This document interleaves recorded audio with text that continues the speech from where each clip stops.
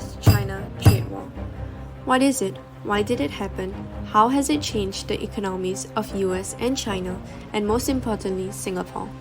To answer these questions, let's go back to the very beginning. Since China joined the World Trade Organization, China has constantly had year-on-year GDP growth and transformed their economy to the second largest in the world. With the industrial sector generating almost 30.8% of China's GDP in 2020, it is easy to see how interlinked the US and China economies have become. In particular, machinery and electrical components comprise 24% of US imports from China, creating a large trade deficit for the US. However, the US could not accept this loss and related this trade deficit with unfair trade practices, intellectual property theft, forced tech transfer, and lack of market access in China. In response to the unfairness, the US placed 25% duties on around $34 billion of imports from China, which violated the initial trade agreements. China took this as the US trying to restrict its rise as a global economic power and retaliated by imposing tariffs on US goods.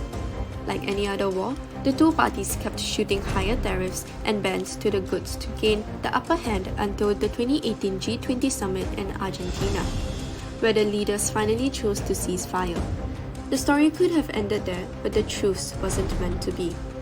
Soon after, the US hit China with increased tariffs on around $200 billion worth of Chinese goods and banned Huawei sales without approval.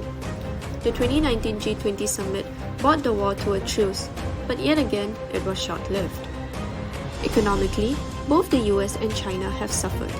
Manufacturers and in turn consumers have suffered from higher prices in the US, while the trade war exacerbated a slowdown in economic growth in China.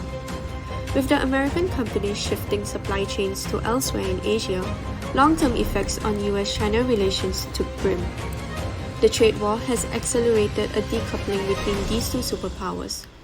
Though generally politically popular, economic decoupling and reducing dependency may aggravate xenophobic sentiments such as anti-Asian hate in the US and make for testy diplomatic relations.